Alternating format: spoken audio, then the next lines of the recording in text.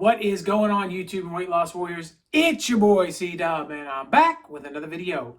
And today I want to give you 5 ways you can make intermittent fasting better for you. And I'm going to do it right after this.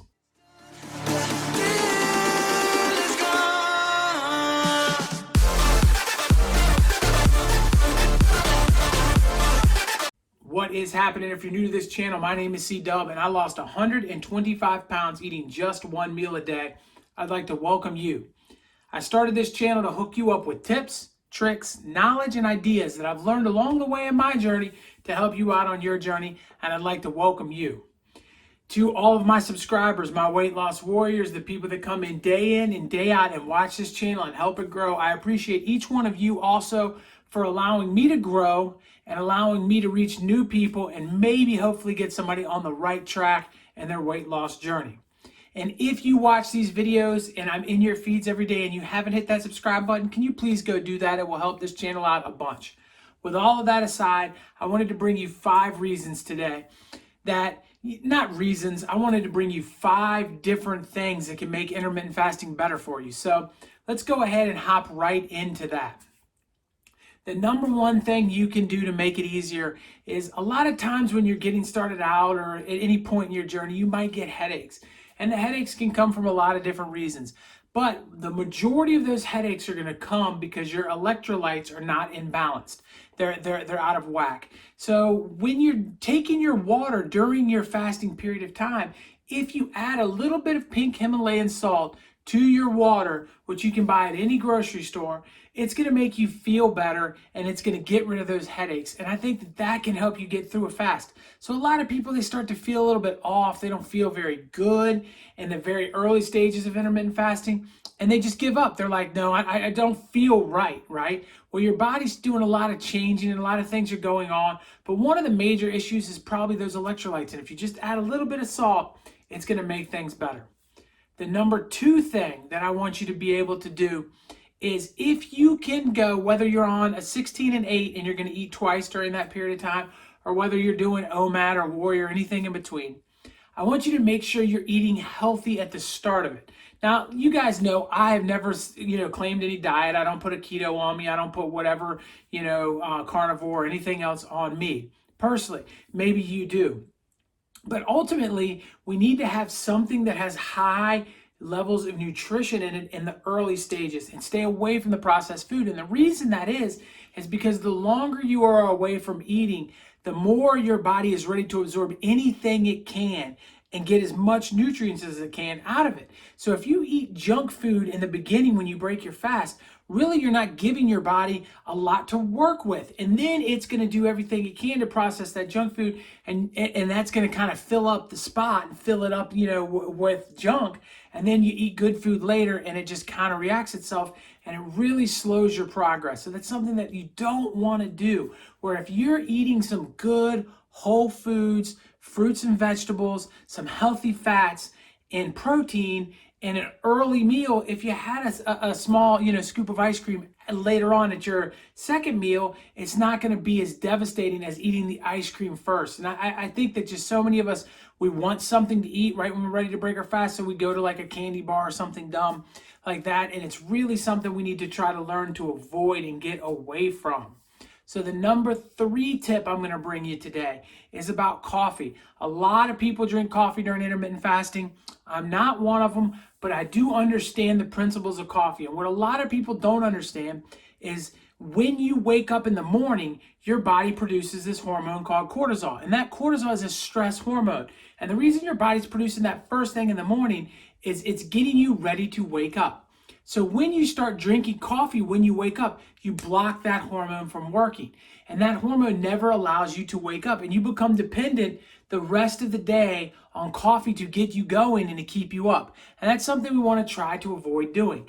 If we can learn to wait 2 hours after our fast is over with, what happens is our cortisol levels will allow them to peak. We'll allow ourselves to get a little bit more into the fat burning mode and all of our hormones working in the way to burn fat.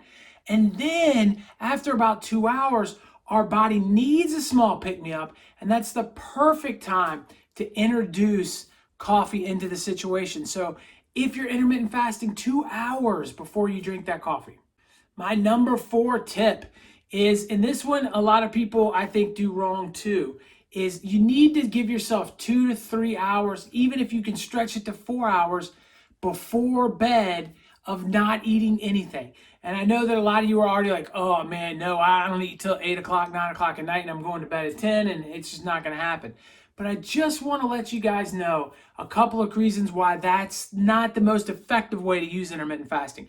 Number one, you sleep better when you're a little bit fasted and your digestive system has gotten a chance to work before you're going to sleep. Number two, if you've processed a lot of that food before bed, it allows your body to heal itself a little bit better during the night hours. You got to understand that the hardest thing your body does is digest food. It is the most taxing thing on your entire body. And if you're doing that right before you go to bed, your body will spend the whole time you're sleeping digesting the meal you've eaten. And what it won't do is it won't allow your body to switch gears and start healing itself and switch gears and get into that fat burning mode. Plus, in my personal opinion, it is much easier to fast a few hours ahead of time at night, so the next morning when you get up, you can break your fast a little earlier than you would be if you ended your fast at 9 or 10 o'clock at night, and then you're up in the morning and you can't eat until 2 o'clock, 3 o'clock in the afternoon, if you're on a standard in 16 and 8. And again, if you're doing OMAD like me, it doesn't really matter either way. But ultimately, I think if you can stretch out at least 3 to 4 hours of time, maybe 2 at the minimum before you go to bed, I think you'll feel better, your body will heal better, and you'll get better results. Number 5, this tip I think is the most important tip on the list, also the hardest one to do. So I want to put that out there, that I understand if you want to jump through the camera and say, well, I can't do that, but if you are able to work out before you break your fast, you're in the best possible position to get yourself going on a fat burning push right at the end of your workout. You got to think, the farther you are away from food, your body has already burned through all of its glycogen stores and all of its glycogen, and you're just about to hit that ketosis and get into fat burning mode. And if you can ramp up your exercising right then, you're going to be burning nothing during that exercise except for your own body fat. And that is huge. Now, I understand that a lot of people don't like to lift weights fasted because they feel like they're not getting as good results.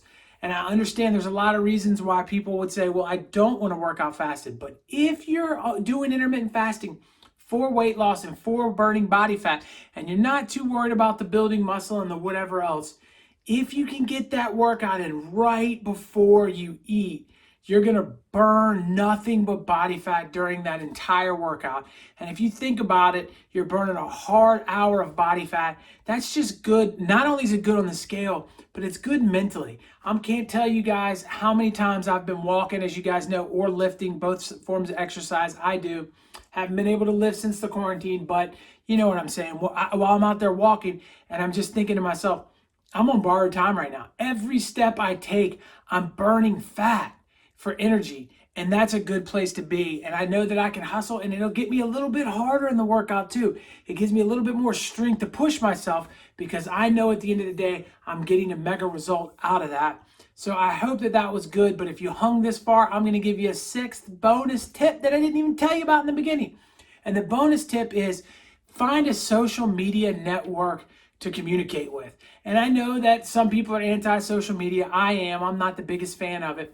But there's many different forms out there and many different ways to reach out to other people. But if you have questions and you have maybe you have some answers, if you have other people that are going through situations like yours, social media can be a great way to get a community about intermittent fasting that you can kind of go to about your situation. And if you're lost and you have no idea where to find one of these communities, right here on this channel is a community. You hit it right there. Your boys got your back. So, hey, you can always ask me comments, ask me questions in the comments. You can always post people in our comments and ask them questions about their journey, because there's always people commenting there. You can always do all that stuff. Join me in one of my lives and I'll answer your questions, or anything in between. You can even send me personal DMs on Instagram or Facebook, or even send me a tweet and ask me a question. I'm going to get back to you. I may not get right back to you, but I'm going to get back to you as quickly as I can. I promise that. So I hope that all of those tips are good tips. And if you learned anything from any one of them, drop me a comment down below which tip got you excited or which tip do you think you could add to help you out during your intermittent fasting journey. And right here is a video I got. I want you to check that thing out if you haven't seen it already in my face. It's going to be right there. Click on that bad boy and subscribe to this channel. It is free to do that, but the information I'm giving you, 100% priceless. I appreciate each and every one of you. Thank you for being a weight loss warrior. I'll talk to you on the next one. Peace.